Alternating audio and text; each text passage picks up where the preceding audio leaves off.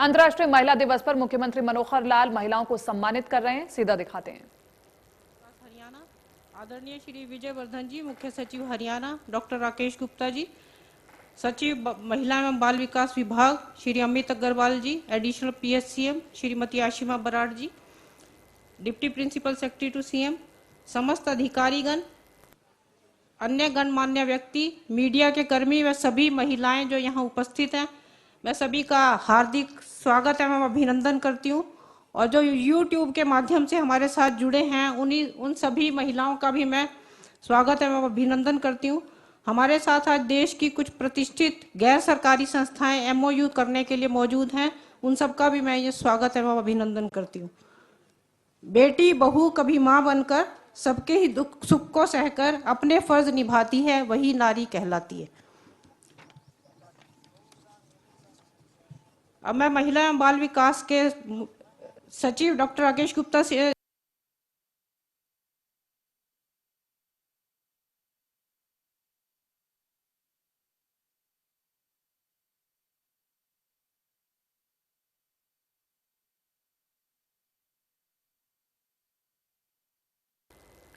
तस्वीरें हम आपको दिखा रहे हैं। तो आज अंतर्राष्ट्रीय महिला दिवस पर राज्य स्तरीय समारोह का कार्यक्रम किया गया है और यहां पर मुख्यमंत्री मनोहर लाल महिलाओं को सम्मानित करेंगे, प्रशंसा पत्र उन्हें देंगे। जो महिलाएं आगे बढ़ रही हैं और किसी न किसी क्षेत्र में बेहतरीन कार्य कर रही हैं और दूसरों के लिए उदाहरण बन रही हैं, उनको मुख्यमंत्री मनोहर लाल आज सम्मानित करेंगे। तो आज अंतर्राष्ट्रीय महिला दिवस पर तमाम आमो खास सभी महिलाओं को शुभकामनाएं दे रहे हैं, महिलाओं के योगदान को याद कर रहे हैं। और आज इसी तर्ज पर प्रदेश में भी एक राज्य स्तरीय समारोह रखा गया है जिसमें महिलाओं को सम्मानित किया जाएगा। मंच सज चुका है और इसके अलावा तमाम बड़े दिग्गज भी इस कार्यक्रम में शामिल होंगे। महिलाएं भी पहुंचना शुरू हो गई हैं, जिन्हें सम्मानित किया जाएगा वो भी महिलाएं पहुंच चुकी हैं। 9 महिलाओं को विशेष तौर पर इस राज्य स्तरीय समारोह में प्रशंसा पत्र दिया जाएगा। ये वो 9 महिलाएं हैं जो समाज के लिए एक उदाहरण बनी हैं। ये वो 9 महिलाएं हैं जिन्होंने आगे बढ़कर के प्रदेश का नाम रोशन किया है और ये वो 9 महिलाएं हैं जिन्होंने हौसला बांधा है तमाम उन महिलाओं का जो आगे बढ़ने से डरती हैं या फिर परिस्थितियों को देखते हुए कहीं ना कहीं अपनी इच्छाओं को दबा लेती हैं। तो आज अंतर्राष्ट्रीय महिला दिवस पर विशेष कार्यक्रम आयोजित किए जा रहे हैं सभी राज्यों में। और अगर बात हरियाणा की जाए तो आज राज्य स्तरीय समारोह है जिसकी हर एक तस्वीर हम आप तक पहुंचाएंगे। अंतर्राष्ट्रीय महिला दिवस पर राज्य स्तरीय समारोह जिसमें मुख्यमंत्री मनोहर लाल खट्टर भी शामिल होंगे और महिलाओं को सम्मानित करेंगे। और यहां पर देखना यह होगा कि क्या मुख्यमंत्री मनोहर लाल इन महिलाओं के साथ संवाद भी स्थापित करते हैं या फिर नहीं, क्योंकि लगातार ये कोशिश रहती है कि आधी आबादी के साथ सीधा संवाद हो। आगे महिलाओं के लिए क्या कुछ बेहतरीन कार्य किए जा सकते हैं उसको लेकर के भी प्रदेश सरकार सदैव कार्यरत रही है और सदैव बातचीत करती रही है कि किस प्रकार से आगे बढ़ा जाए। तो आज विशेष तौर पर महिलाओं के योगदान को याद किया जा रहा है। हरियाणा में जो काम हुआ है उसके बारे में चर्चा है। मैंने क्योंकि अभी नया विभाग में ज्वाइन किया है तो इसके अंतर्गत मैं समझता हूं कि पूरे विभाग की जो जिम्मेवारियां हैं वो मुख्यतः 4 हैं जिन पे ऊपर हमें काम करने की आवश्यकता है। सबसे पहले है महिला सुरक्षा एवं सशक्तिकरण की। अगर हम लैंगिक समानता की बात करते हैं तो उसके लिए बहुत जरूरी है कि महिलाएं सशक्त हों और उसके लिए सुरक्षा बहुत महत्वपूर्ण है। तो इसके लिए जो पब्लिक स्पेसेस हैं, जो हमारे सड़क हैं, चौराहे हैं, पार्क हैं, उन सबको सुरक्षित करना एक हमारी बहुत बड़ी प्राथमिकता है। इसके अलावा जो लड़कियां नौकरी करना चाहती हैं, आगे पढ़ना चाहती हैं, वो 2 व्हीलर पे जा आ सकें, उनको ट्रेनिंग हो, उनके पास लाइसेंस हो, ये एक हमारे लिए बहुत बड़ी चुनौती का काम है और उसको हम करेंगे। पिछले वर्ष ऑनरेबल सीएम साहब ने एक बहुत बढ़िया किशोरी सम्मान योजना, महिला एवं किशोरी सम्मान योजना शुरू की, लेकिन अभी भी मासिक धर्म के संबंध में हमें लगता है कि बहुत अधिक जागरूकता फैलाने की जरूरत है और इसको यूनिवर्सलाइजेशन करने के लिए सबको ये चीज मिले और उसके प्रति जो भ्रांतियां हैं उसको दूर करना एक प्राथमिकता होगी। दूसरे नंबर पर जो पूर्व स्कूली शिक्षा यानी कि प्री स्कूल जो एजुकेशन है उसके ऊपर काम बहुत तेजी से इंटेंसिफाई करने की जरूरत है। नई शिक्षा नीति आ चुकी है, आदरणीय प्रधानमंत्री जी भी इस नई शिक्षा नीति के बारे में बात कर रहे हैं। जैसा कि ऑनरेबल चीफ मिनिस्टर साहब ने घोषणा की थी, 4000 आंगनवाड़ियों को प्ले स्कूल के रूप में कन्वर्ट किया जा रहा है और उसके साथ साथ जो बची हुई 21,900 आंगनवाड़ी हैं, वहां पर भी early childhood care and education के बारे में बहुत कुछ काम किया जाएगा इस साल। इसके साथ साथ जो क्रेच हैं वो भी सीएम साहब ने घोषणा की हुई है, और उसके अंदर सार्वभौमिकरण करने के लिए जिस महिला को जरूरत है, जिस बच्चे को क्रेच की जरूरत है, वो भी उपलब्ध कराया जाना चाहिए। तीसरे नंबर पर जो बाल संरक्षण की, ऐसे बच्चे जो कठिन परिस्थितियों में हैं या कमजोर बच्चे हैं, उनको किस तरह से संरक्षण दिया जाए, मदद दिया जाए, ये भी प्राथमिकता है।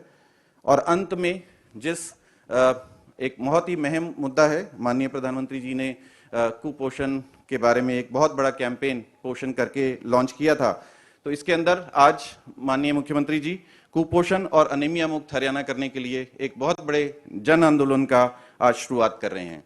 इसके लिए मुझे खुशी होती है बताते हुए कि हमारे साथ लेडी हार्डिंग मेडिकल कॉलेज में कलावती शरण चिल्ड्रन हॉस्पिटल की टेक्निकल टीम हमें सपोर्ट देगी, साथ साथ लोकल पीजीआई रोहतक की टीम भी हमें सपोर्ट करेगी।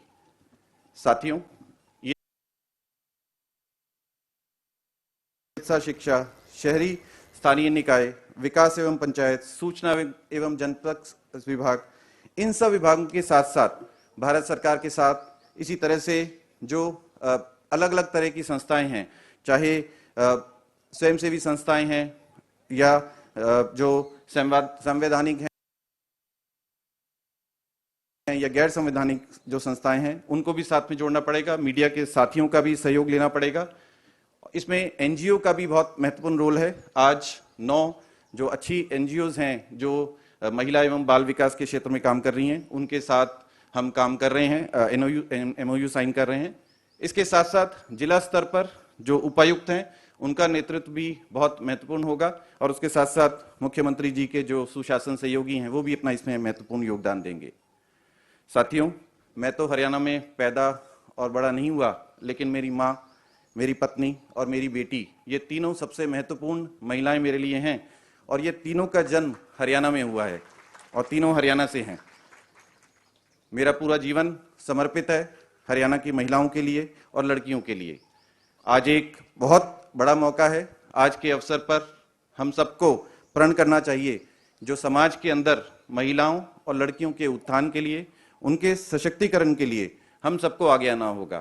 केवल महिलाओं और लड़कियों को नहीं, साथ साथ जो पुरुष हैं, 50% जो आबादी है, हमें भी महिलाओं के साथ, लड़कियों के साथ कंधे के साथ कंधा मिला के चलना पड़ेगा। अब मैं अपने शब्दों को विराम लगाता हूं और इस महोत्सव को आगे बढ़ाने की अनुमति चाहता हूं। शुक्रिया। जय हिंद।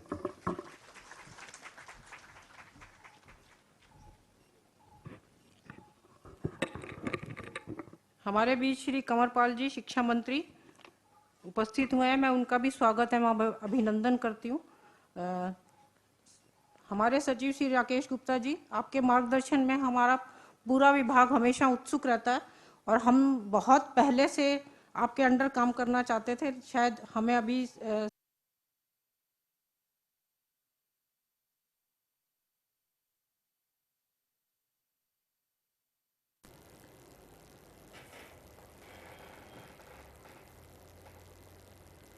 तो राज्य स्तरीय कार्यक्रम चल रहा है। चंडीगढ़ से लाइव तस्वीरें हम आपको दिखा रहे हैं। मंच पर मुख्यमंत्री मनोहर लाल मौजूद हैं। वो 9 महिलाएं भी इस कार्यक्रम में मौजूद होंगी, जिन्हें सम्मान पत्र दिया जाएगा, जिनके हौसलों को और बुलंद करने के लिए प्रशंसा पत्र दिया जाएगा। क्योंकि आज अंतर्राष्ट्रीय महिला दिवस मनाया जा रहा है, तो इस अंतर्राष्ट्रीय महिला दिवस के उपलक्ष्य में ये राज्य स्तरीय कार्यक्रम प्रदेश में रखा गया है, जिसमें मुख्यमंत्री मनोहर लाल महिलाओं को संबोधित करेंगे।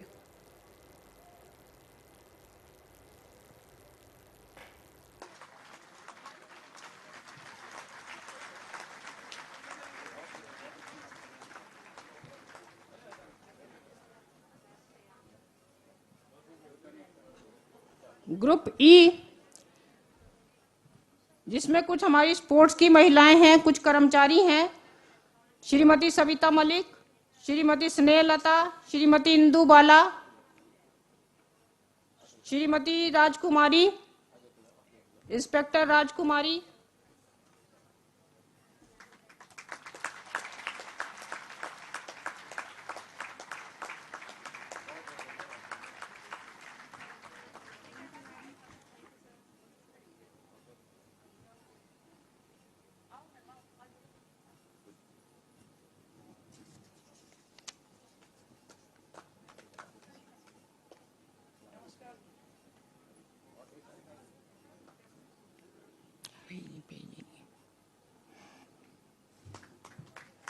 हाँ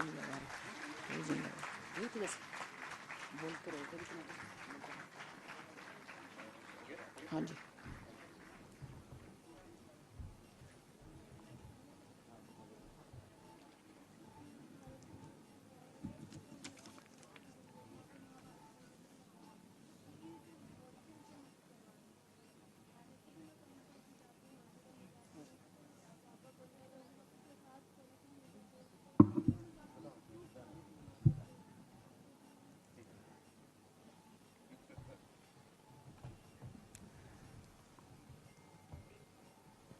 अब मैं माननीय मुख्य सचिव श्री विजयवर्धन जी से अनुरोध करूंगी कि वे इस शुभ अवसर पर महिला शक्ति को और अधिक सशक्त बनाने के लिए हमारे मार्गदर्शन दें, क्योंकि मुख्य सचिव जी हमेशा महिलाओं की समस्याओं के प्रति जागरूक रहते हैं। शेल्टर होम फॉर वुमेन और प्रोटेक्शन जोन के लिए हमेशा चिंताग्रस्त रहते हैं। अंतर्राष्ट्रीय महिला दिवस के अवसर पर आज के इस आयोजन के लिए मैं महिला और बाल कल्याण विभाग को बधाई देता हूं और हरियाणा प्रदेश के विभिन्न क्षेत्रों से आई प्रतिभावान महिलाओं का स्वागत करते हुए उनका हार्दिक अभिनंदन करता हूं। महिला सशक्तिकरण के विषय में माननीय मुख्यमंत्री जी के उत्तम चिंतन और प्रतिबद्धता से हमें आदर्श मार्गदर्शन मिलता रहा है। उनके कीर्तिमय निर्देशन में बेटी बचाओ जैसे उत्कृष्ट प्रोग्राम सुनिश्चित हुए, जिसकी मानवीयता के शंखनाद से पूरा देश गुंजित हुआ है। 8 मार्च विश्व भर में अंतर्राष्ट्रीय महिला दिवस के रूप में मनाया जाता है। लिंग भेद की लंबी संघर्षमय यात्रा और महिलाओं के दर्जे में आए महत्वपूर्ण बदलाव को स्मरण करने के लिए यह दिन चुना गया है। आज जिन महिलाओं को सम्मानित किया गया है उन्हें मैं बहुत बधाई देना चाहता हूं। ये विमेंस डे का उत्सव आपका है।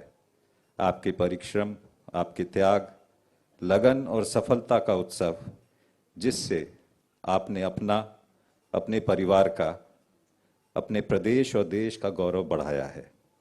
आप सभी को सम्मानित करना हमारा सौभाग्य है।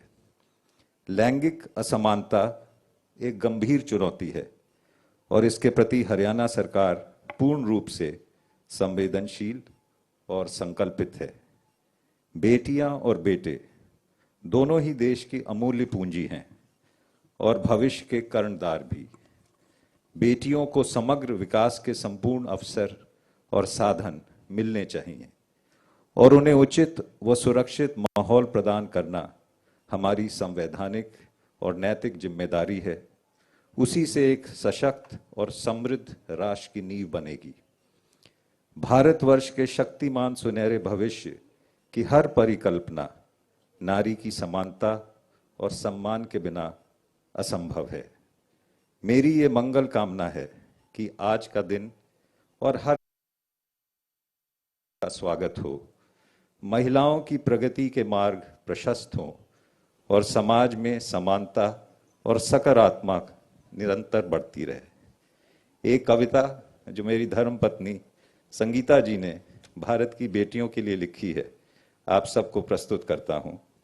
This poem symbolizes the love and blessings we shower upon our daughters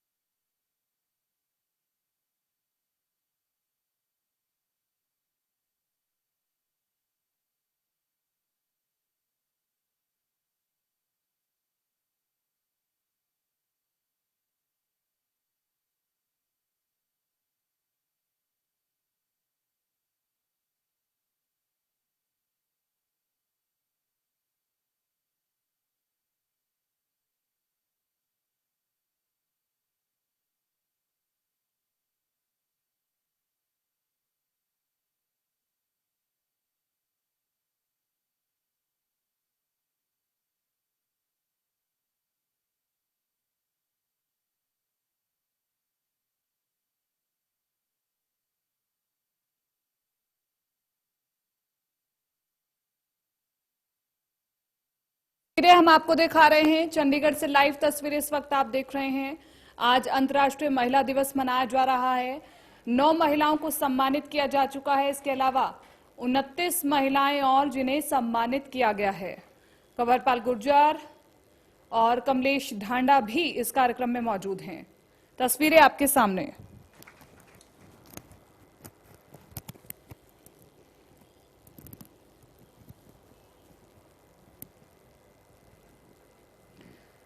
तो ये कार्यक्रम शुरू हो चुका है और जैसे ही मुख्यमंत्री मनोहर लाल संबोधित करेंगे महिलाओं को, तो हम आपको कह रहे हैं। और आप देखिए कि किस तरह से हरियाणवी संस्कृति को दर्शाया गया है। जो महिलाएं वहां पर मौजूद हैं,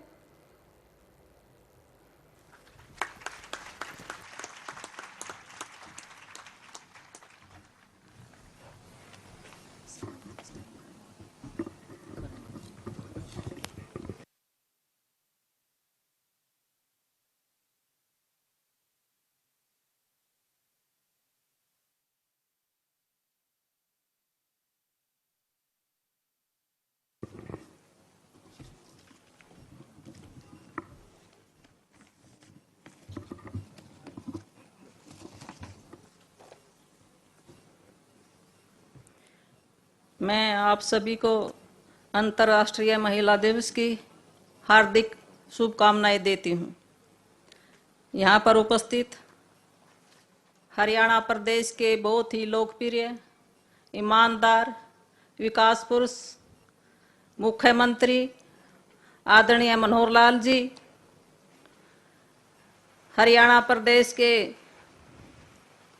बहुत ही लोकप्रिय शिक्षा मंत्री आदरणीय श्री कंवरपाल गुर्जर जी, श्री विजयवर्धन जी, मुख्य सचिव हरियाणा डॉक्टर राकेश गुप्ता जी, आयुक्त एवं सचिव महिला एवं बाल विभाग डॉक्टर रेणु फूलिया जी, महानिदेशक महिला एवं बाल विकास विभाग हरियाणा, उपस्थित अधिकारीगण, सोशल मीडिया प्लेटफॉर्म के माध्यम से सभी जिलों से लाइव जुड़े सभी प्रदेशवासियों, यहाँ पर उपस्थित इतनी संख्या में मेरी माता और बहनों, पत्रकार और छायाकार भाइयों, सर्वप्रथम तो मैं माननीय मुख्यमंत्री श्री मनोहर लाल जी का आभार प्रकट करती हूँ कि उन्होंने बजट स्तर में व्यस्त होने के बावजूद अपना बहुमूल्य समय निकालकर स्वयं इस कार्यक्रम में रुचि लेते हुए अंतर्राष्ट्रीय दिवस के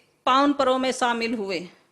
विश्व में भारत का गौरव बढ़ाने वाले प्रधानमंत्री श्री नरेंद्र मोदी जी ने नारी शक्ति के उत्थान के लिए जितने भी अभियान प्रारंभ किए, उन्होंने सामाजिक आंदोलन बनाकर महिला सशक्तिकरण शब्द की सार्थकता के पैमाने पर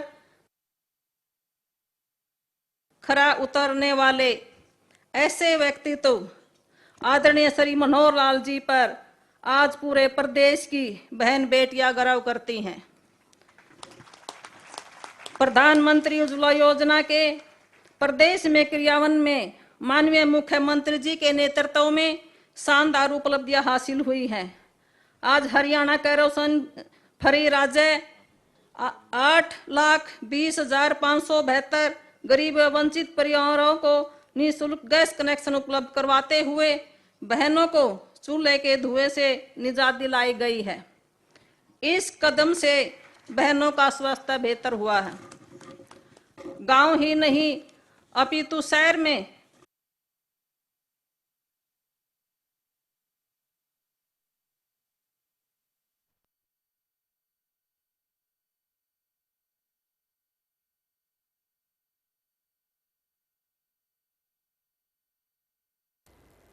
तो महिला एवं बाल विकास मंत्री कमलेश ढांडा इस वक्त संबोधित कर रही हैं। वहां मौजूद जो महिलाएं हैं उन्हें संबोधित कर रही है। अभी मंच पर आसीन जितने भी दिग्गज हैं उनका नाम उन्होंने लिया और आगे संबोधित कर रही हैं इस कार्यक्रम को। चलिए आगे बढ़ते हैं और एक बड़ी खबर हम आपको बता रहे हैं। दोपहर 2 बजे प्रश्नकाल के साथ शुरू होगी बजट सत्र की कार्यवाही। इस वक्त की बड़ी खबर है, सदन में राज्यपाल के अभिभाषण पर पहले चर्चा होगी। विधानसभा की कमान संभालेंगी आज 5 महिला विधायक। जिसमें नाम है सीमा त्रिखा का, नैना सिंह चौटाला का, निर्मल रानी संभालेंगी कमान और किरण चौधरी और गीता भुक्कल आज विधानसभा चलाएंगी। तो पहले ही स्पीकर ने ऐलान कर दिया था कि महिला दिवस के दिन विधानसभा में सत्र महिलाएं चलाएंगी, जिसके लिए 5 नाम प्रस्तावित थे जो हम आपको बता रहे हैं। 5 नाम रखे गए। दोपहर 2 बजे प्रश्नकाल के साथ बजट सत्र की कार्यवाही होगी और उसके बाद सदन में राज्यपाल के अभिभाषण पर पहले चर्चा होगी और उसके बाद 2 बजे से कार्रवाई शुरू। विधानसभा की कमान आज 5 महिला विधायक संभालेंगी। सीमा त्रिखा, नैना सिंह चौटाला, निर्मला रानी आज कमान संभालेंगी।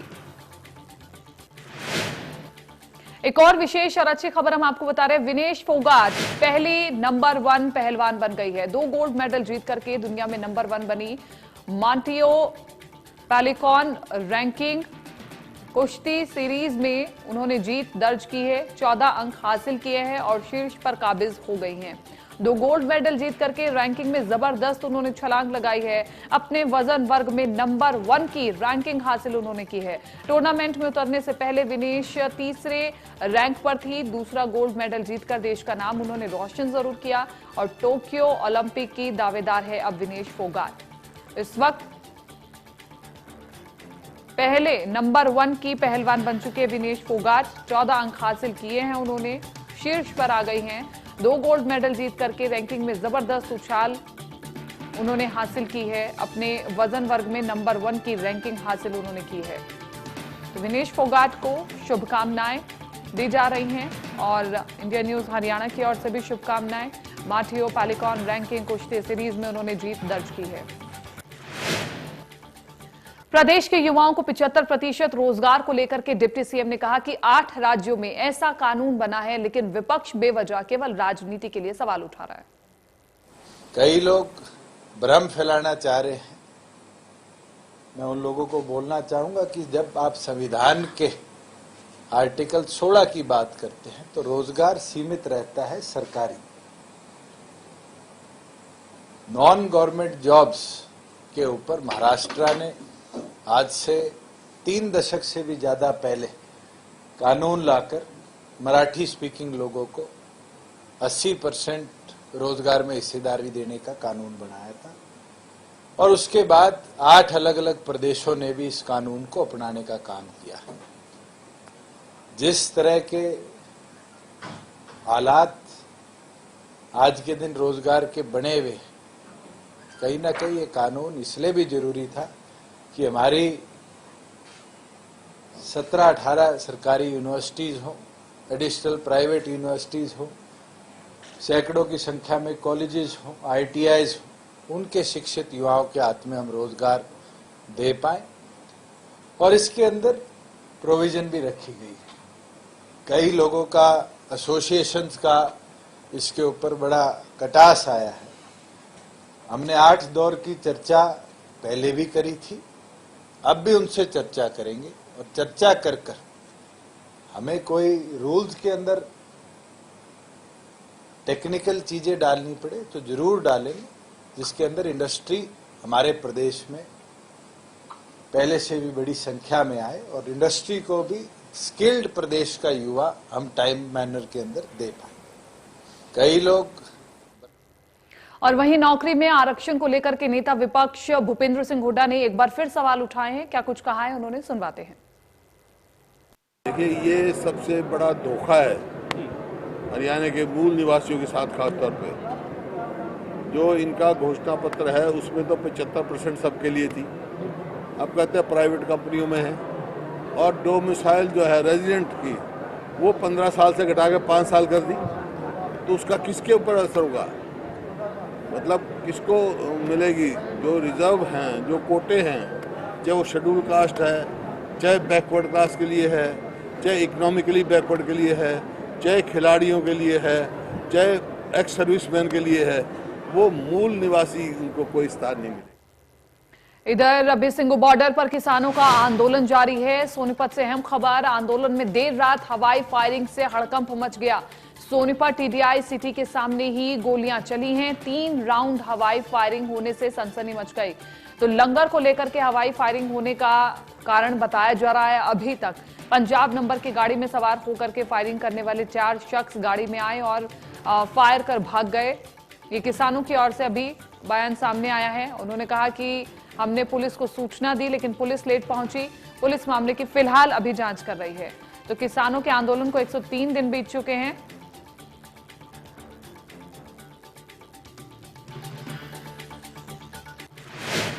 अंतर्राष्ट्रीय महिला दिवस में सीएम मनोहर लाल संबोधित कर रहे हैं, सुनवाते हैं। अंतर्राष्ट्रीय महिला दिवस, इस अवसर पर मंच पर विराजमान हरियाणा सरकार के हमारे शिक्षा मंत्री मान्यवर कंवरपाल जी, हमारी महिला एवं बाल विकास विभाग की राज्य मंत्री श्रीमती कमलेश ढांडा जी,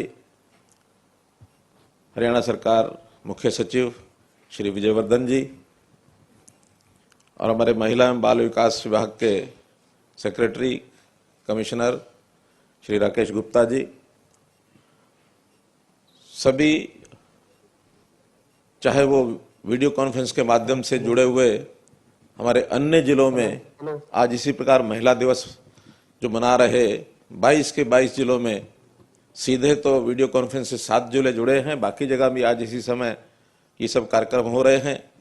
ऐसे स्थानों पर उपस्थित सभी हमारे प्रमुख प्रबुद्धजन, अधिकारीगण, उपस्थित हमारी बहनें माताएं, विशेष तौर पर जिनको आज इस क्षेत्र में अवार्ड दिए गए हैं, चाहे हमारे डिप्टी कमिश्नर्स हैं, चाहे हमारे विभिन्न क्षेत्रों में काम करने वाली हमारी बहनें हैं, और जिन लोगों ने इस क्षेत्र में काम करने के लिए आज उस विभाग से अन्य नए विषयों को लेकर के जो समझौते किए हैं, ऐसे सब बंधुगण, उपस्थित पत्रकार, छायाकार मित्रों, ये महिला दिवस देश और दुनिया में हर वर्ष मनाया जाता है। प्रारंभ हुआ सन इसका कहते हैं कि 1909 में, बाद में इसको यूएनओ ने अंतर्राष्ट्रीय स्वरूप दिया। हर वर्ष मनाते हैं। इस बार चूंकि एक तो बजट का सेशन है, इसलिए क्षेत्र में अपने अपने हिसाब से कार्यक्रम सब लोग कर रहे हैं, लेकिन सरकारी कार्यक्रम के नाते से यहां ये कार्यक्रम आपका बुलाया गया। दूसरा, कोविड का एक कारण है। कोविड के समय भी बड़े कार्यक्रमों का एक आयोजन पिछले वर्ष भर से वो संभव नहीं हो पा रहे हैं, इसलिए तकनीक का सहारा लेकर के हम किसी भी बात को कहने के लिए बड़ी संख्या में उपस्थिति दर्ज कराते हैं। आज भी हजारों की संख्या में हमारी माताएं बहनें ये साथ जुड़ी हैं। मैं उन सब का अभिनंदन करता हूं, स्वागत करता हूं। आप यहां इस अवसर पर आए हैं तो मैं एक ही बात कहूंगा कि महिलाओं का स्वागत करना अपने आप में एक परंपरा है, लेकिन महिलाओं की जिस प्रकार की उपलब्धियां हैं, जिस प्रकार का योगदान है संसार में ही, समाज में ही, पूरे समाज और पूरे संसार में अपना एक योगदान है। भारतवर्ष में, हरियाणा में हम अलग से उपलब्धियों का व्याख्यान करते हैं तो बहुत आगे निकली हैं हमारी महिलाएं, हमारी बहनें, बेटियां, चाहे वो शिक्षा का क्षेत्र हो, ज्ञान विज्ञान का क्षेत्र हो, फिर खेल का क्षेत्र हो, या प्रशासन में, शासन में काम करने की बात हो। इन सब चीजों में हमारी बहनों ने रिकॉर्ड स्थापित किए हैं। अब मैं समझता हूं जब महिलाओं को अलग से इस बात से प्रोत्साहित किया गया होगा कि महिला दिवस मनाया जाए, हो सकता है उस समय महिलाओं की उस प्रकार की भागीदारी न रहती हो, उस प्रकार की महिलाओं की जो उपलब्धियां वो न रहती हो, अलग से महिलाओं को संबोधन किया जाए। इतने वर्षों से करने के बाद आज इस बात का तो संतोष है कि अब महिलाएं कहीं भी पुरुषों से कम नहीं हैं।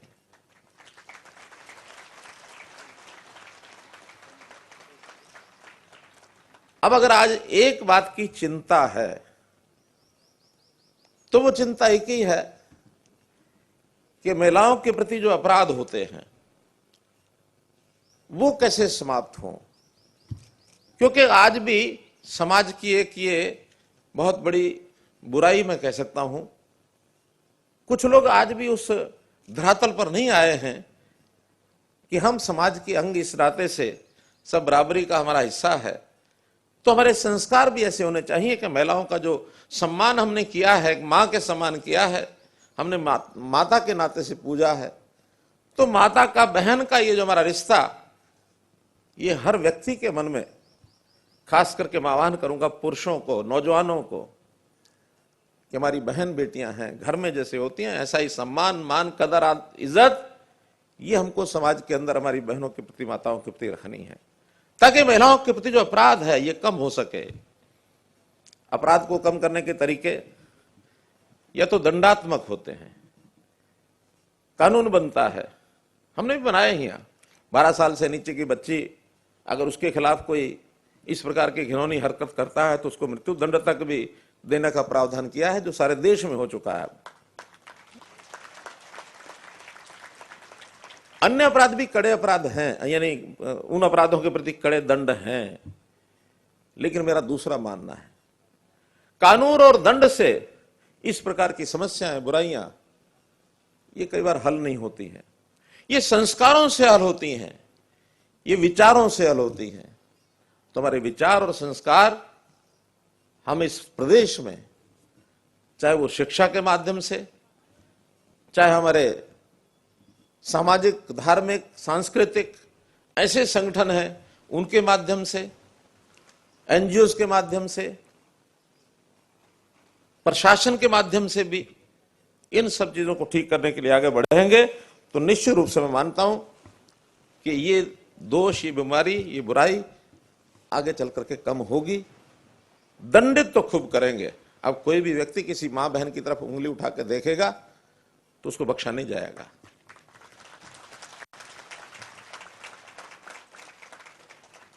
इसमें हमारी बहनों का, माताओं का भी रोल है। उस रोल को लगातार जो एक नया अभियान 2015 में हम लोगों ने लिया, वो भी एक बहुत भयंकर बीमारी हरियाणा के साथ जुड़ी हुई थी कि हरियाणा बेटियों को मारने वाला प्रदेश ये माना जाता था। अब उसको बेटी बचाओ बेटी पढ़ाओ के अभियान के अंतर्गत प्रधानमंत्री जी ने आह्वान किया था पानीपत में 22 जनवरी 2015 को। उसके बाद बहुत काम चाहे प्रशासन ने किया है, अलग अलग विभागों ने किया है, सामाजिक संस्थाओं ने किया है, महिलाएं भी बढ़ चढ़ करके आगे आई हैं और मैं आभारी हूं उन महिलाओं का। खास तौर पर मेरे पास एक रिकॉर्ड ऐसा आया कि 850 हमारी बहनें, माताएं ऐसी हैं जो स्वयं गर्भवती होते हुए भी इस दोष के करने वाले लोगों के खिलाफ उन्होंने कार्रवाई करने में सहयोग किया है। जहां उनको पता लगता था पहुंच जाती थी। और इसमें विशेष तौर पर आज हमारे साथ जुड़ी हुई हैं झज्जर से मां समान हमारी बड़ी आयु की धापाताई। झज्जर में धापाताई जी सुन रही हैं मेरी आवाज?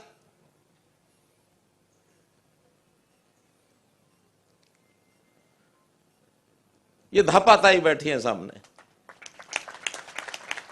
धापाताई एक आइडल बन गई, हमारे लिए एक मॉडल बन गई है। इतनी बड़ी आयु में, ये आयु इनकी इतनी है कि इस आयु की महिलाएं सामान्यतः जो परंपरागत रूढ़िवादी विचार की रहती हैं तो उनको तो ऐसा माना जाता है शायद लड़कियों का जन्म उनको अच्छा नहीं लगता।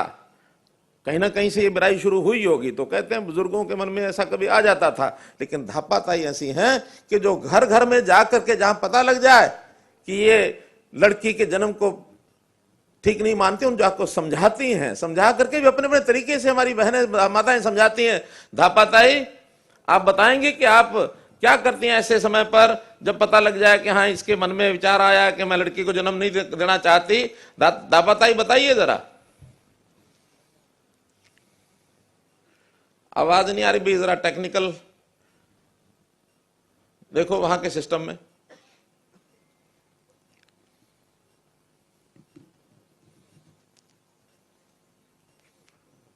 धापाताई ने मैसेज भिजवाया मुझे, मेरे से जरूर बात कराना।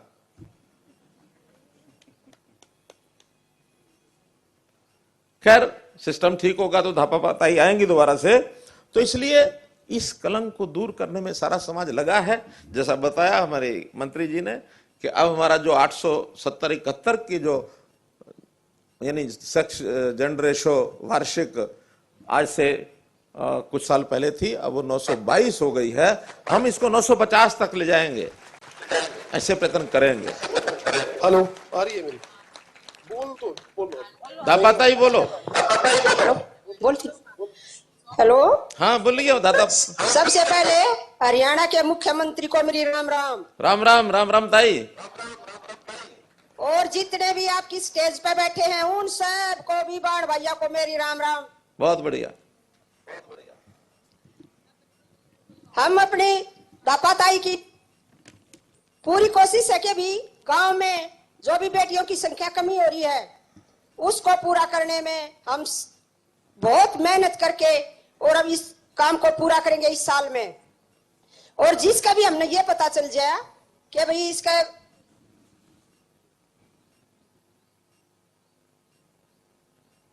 तो हम उनके घर घर जावा जी।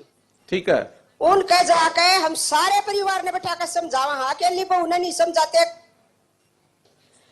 पूरे परिवार को समझावा हाँ कि अभी बेटी बेटे से कम नहीं है, बेटी हर उस इलाके में आगे है। तो आप इस सोच को बदलो, बेटी को कहीं भी पीछे मत रखो। और हम ये जी जान से मेहनत करेंगे और इस साल में हम पूरे झज्जर जिले को सारी दापाताई सेक्स रेशो को बराबर करके रहेंगे। दापाताई कितनी दापाताई हो रही है झज्जर जिले में? कितनी 25 है जी। कितनी? 25 जी। अब मेरा कहना यह है कि बाकी सब जिलों में भी जाके आप बाकी जगह भी जो बुजुर्ग महिलाएं हैं उनको धापाताई बनाओ और ये अभियान ले लो पूरे हरियाणा में। 25 से काम नहीं चलेगा।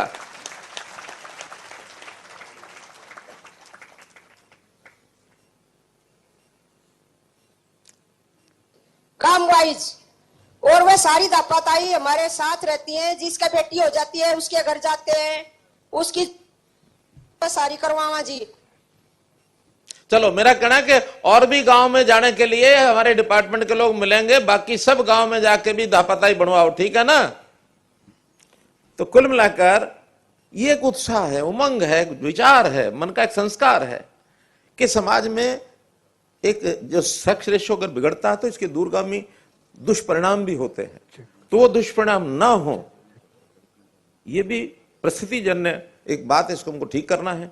हमारी बेटियां जो जिस नाते से माना जाता था कि बेटियां तो शायद समाज के परिवार के ऊपर बोझ होती हैं, आज बेटियां समाज पर बोझ नहीं हैं। बेटियां दंगल लड़ गई, कहां तक पहुंच गई। बेटियां फिल्मों में, सौंदर्य में कितने नाम ले गई।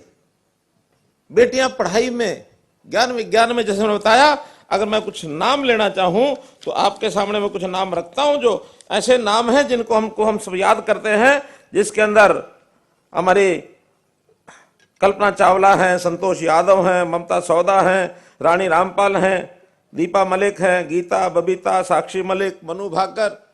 ये सब शिक्षा में, ज्ञान विज्ञान में, खेलों में।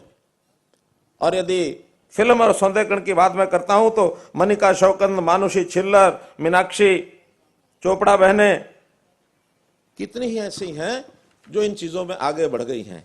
हमारी एक बहन खेलों के अंदर भी इतना, हालांकि बड़ी आयु होने के नाते आज भी वो स्पोर्ट्स पर्सन, एक सक्सेसफुल एथलीट, इस नाते से सोनीपत से जुड़ना चाह रही हैं श्रीमती सुमन अहलावत। सोनीपत में सुमन अहलावत बहन घरेलू महिला है, फिर भी एथलीट में हर जगह पहुंच जाती हैं और रिकॉर्ड ब्रॉन्ज, सिल्वर और गोल्ड मेडल तक लिए हैं। अगर सोनीपत से बहन सुमन अहलावत जुड़ रही हो तो मैंने पूछना चाहूंगा कि आप घरेलू महिला होने के नाते भी इतना सब कैसे संभव हो पाता आपके लिए, ये सब खेल खेलना?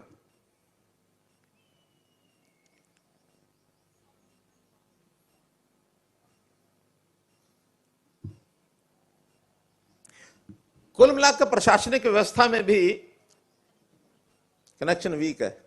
कोई नहीं, मैं तो एक विषय संदेश ये देना चाह रहा हूं कि हमारी बहनें शासन प्रशासन में भी पंचायतों में 33% का आरक्षण था, जब रिजल्ट आए तो 42% हमारी महिलाएं चुन करके आई, 42%। जो आज मैं इस प्लेटफॉर्म पे अब एक मांग आई कि हैं तो हम 50%, तो फिर 42 तक क्यों? हमने वो प्रावधान भी कर दिया कि इस बार जो नए नियम बनाएंगे 50% भागीदारी सुनिश्चित करेंगे। तो ये सब काम इसलिए हम कर रहे हैं कि हमारी माताएं बहनें, इनका मान सम्मान, आदर, भागीदारी सब बढ़े, एक विश्वास। क्योंकि मां के प्रति, मां भगवान से कम नहीं होती, सृजन करती है ना। मनुष्य का निर्माण या तो भगवान करता है या फिर महिला करती है, कम काम नहीं है। जीवन का निर्माण व्यक्ति का ये महिलाओं के ही भरोसे होता है। वो मां के भरोसे भी है, दादी के भरोसे भी है, पत्नी के भरोसे भी है, बेटियां भी कई बार अपने परिवार को आगे संभाल के ले जाती हैं। मैं तो कम से कम, मेरा अनुभव है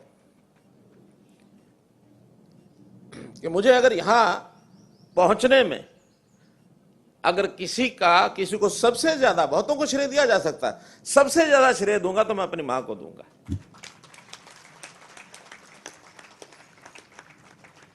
एक घटना मैंने कई बार पहले भी सुनाई है। हमारे पिताजी ने 10वीं के बाद पढ़ने के लिए मना कर दिया, पढ़ाई नहीं करनी है। संकट था, कैसे पढ़ें, गांव के बच्चे थे, कुछ समझ में नहीं आ रहा था। उदास देख करके मां ने पूछा क्या बात है? मैंने कहा मैंने कॉलेज में जाना, पढ़ना है। उस समय +2 नहीं होते थे, ऐसे सीधा 10वीं के बाद कॉलेज।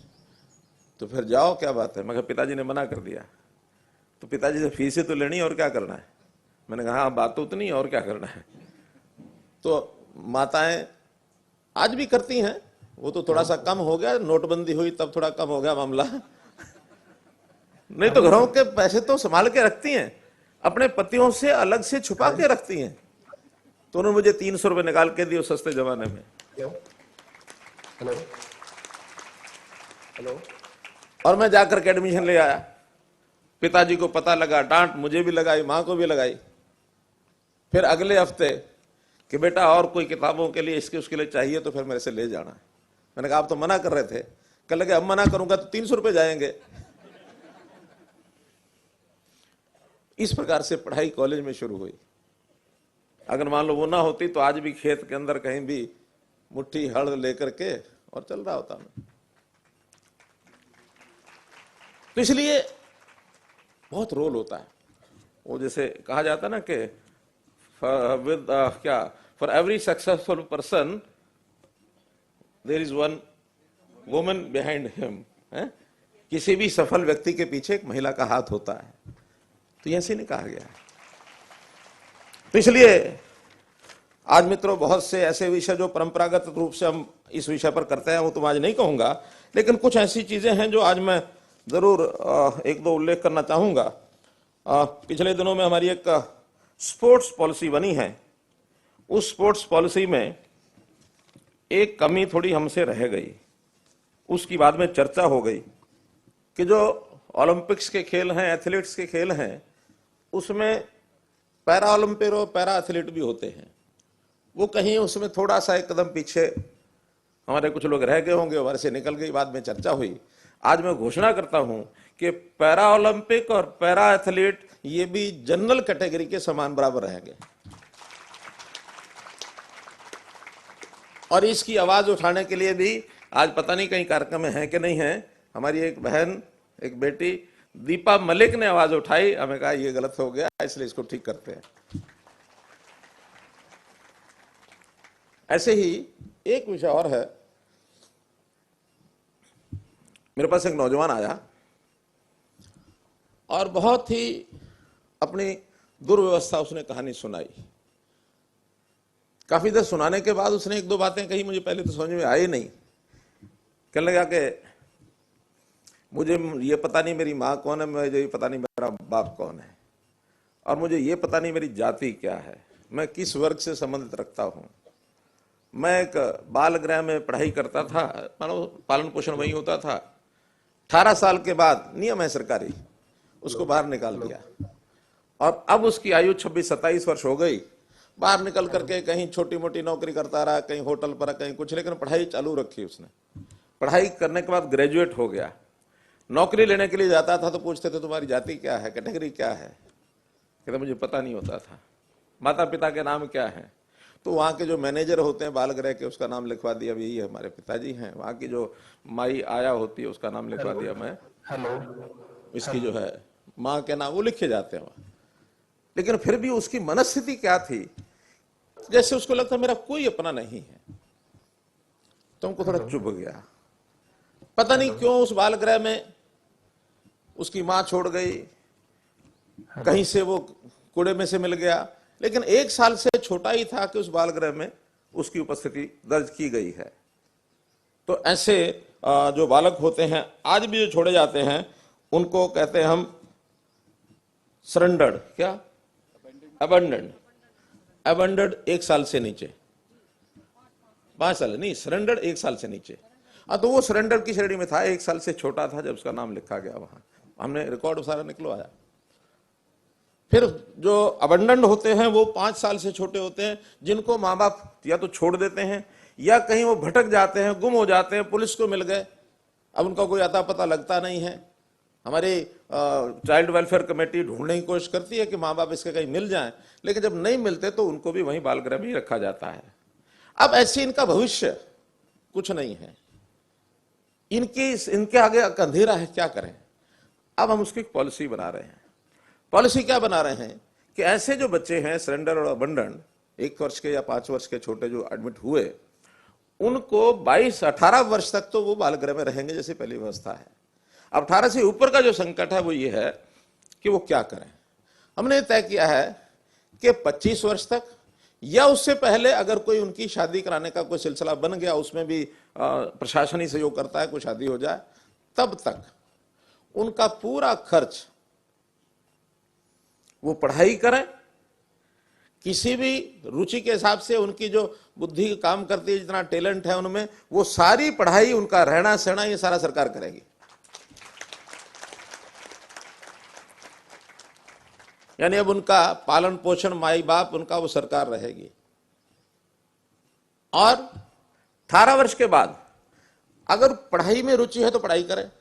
मानो पढ़ाई में रुचि नहीं है, 18 वर्ष तक 10वीं 12वीं कर ली, 12वीं भी हो सकती है 18 वर्ष तक, तो फिर उसको ग्रुप सी और डी की नौकरी उसकी पढ़ाई के हिसाब से, एक्स ग्रेशिया के हिसाब से तुरंत मिलेगी। उसको ना कोई एग्जाम देना, ना उसको इंतजार करना। जैसे ही 18 के बाद हुआ सरकारी उसकी नौकरी, 18 के बाद नौकरी देते हैं ना, एज 18 ही होती है ना, हाँ, एज आड़े तो नहीं आती ना, हाँ, तो उसको नौकरी कोई भी डी और सी ग्रुप की उसकी एक्स ग्रेशिया मिलेगी। लेकिन यदि वो ज्यादा पढ़ लिख गया बाद में, 18 के बाद हायर एजुकेशन में ग्रेजुएशन कर लिया, तो वो ग्रुप ए और बी का भी हकदार हो जाता है। तो ए और बी में उसको कंपीट करके आना होगा, उसमें कंसेशन मिलेगा उसको। ये जो आर्थिक तौर पर पिछड़ा जो एक वर्ग है ईडब्ल्यूएस, उसका जो उसको लाभ मिलेगा, उस श्रेणी में उसको माना जाएगा, ताकि उसको और लाभ हो जाए। नौकरी जब सरकार देगी तो उसका पूरा पैसा, नौकरी में पैसा मिलेगा, वो बैंक में जमा होगा। उसका खाना पीना खर्चा पानी तब भी सरकार ही करती रहेगी। उसके उस पैसे में से उसको अपना गुजारा नहीं करना। हाँ, 20% पैसे तक वो अपना कोई खर्चा करना चाहे, कोई अपने आप को आगे बढ़ाने के लिए कोई विशेष तरह की ट्रेनिंग लेनी है, कुछ लेनी है और कुछ लेना है, तो वो 20% पैसे का वो हकदार होगा, साथ साथ निकालता रहेगा। जब शादी हो जाएगी 25 साल से पहले या 25 साल होने के बाद, वो पैसा सारा निकाल के उसको दे दिया जाएगा। और अगर उसका परिवार हो गया है, शादी हो गई है, तो उसको जब तक अपने को मकान की व्यवस्था नहीं होती, तब तक उसको रहने की व्यवस्था भी सरकार फ्री करेगी। क्योंकि ये बालक ऐसा है जिसका कोई आगे पीछे कुछ नहीं है। हम बाकियों की तो करते रहते हैं, जिसने निर्माण कर ली उसको आरक्षण दे दिया, उसको ये कर दिया, उसको वो कर दिया, सहायता दे दी। लेकिन ये जो बालक है, चाहे वो लड़का है चाहे लड़की है, इसके माई बाप सरकार हैं। सरकार उनकी शादी तक सारा देखभाल करेगी, या 25 वर्ष तक आयु तक सब देखभाल करेगी। 25 वर्ष का हो गया फिर वो कुछ नहीं करता तो उसको छोड़ देंगे, फिर अपना अकेले जैसे बाकी लोग गुजारा करते हैं अपना करेंगे। तो ये एक योजना, इस योजना का नाम है हरिहर योजना। ये अवसर मुझे लगा कि इस समय इसकी घोषणा करने का उचित ये अवसर है, इसलिए मैंने आपको बताया है। पुनः आज के इस अवसर पर हमारी माताएं, बहनें, हमारी बेटियां, महिलाएं ये सक्षम बने, सुरक्षित रहें, पढ़ाई करें, आगे बढ़ें, और सबसे बड़ा काम सुरक्षा के नाते से इनकी सुरक्षा करने में सरकार या संस्थाएं जो काम ज्यादा कर सकती हैं उस काम के लिए हम तत्पर रहेंगे। ऐसा आह्वान करते हुए आपका बहुत बहुत धन्यवाद, बहुत बहुत आभार।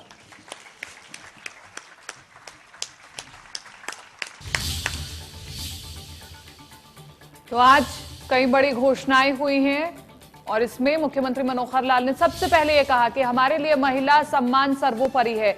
अब महिलाएं किसी भी क्षेत्र में पुरुषों से कम नहीं आंकी जा सकती। महिलाओं के खिलाफ अपराध चिंता का विषय जरूर है। महिला अपराध कम करने के लिए कई कदम उठाए भी जा रहे हैं और महिला अपराध पहले से कम भी हुए हैं। महिलाओं के साथ गलत करने वालों को छोड़ेंगे नहीं, ये सख्त लहजे में मुख्यमंत्री मनोहर लाल ने कहा है। हमारे लिए महिला सम्मान सर्वोपरि है। इसके अलावा कई घोषणाओं का भी ऐलान मुख्यमंत्री ने आज मंच से किया है और महिलाओं के योगदान को सराहा है। महिलाओं के खिलाफ अपराध चिंता का विषय है। मुख्यमंत्री मनोहर लाल ने महिलाओं से भी संवाद स्थापित करा और जो महिलाएं जुड़ी थी वीडियो कॉन्फ्रेंसिंग के जरिए, वो भी मुख्यमंत्री मनोहर लाल खट्टर से उन्होंने बातचीत की और मुख्यमंत्री मनोहर लाल ने आज इस विशेष कार्यक्रम में संबोधित करते हुए कहा कि महिलाएं किसी भी क्षेत्र में पुरुषों से कम नहीं हैं। हमारे लिए महिला सम्मान सर्वोपरि है। महिला अपराध कम करने के लिए कई कदम उठाए गए हैं और महिलाओं के साथ गलत करने वालों को छोड़ेंगे नहीं।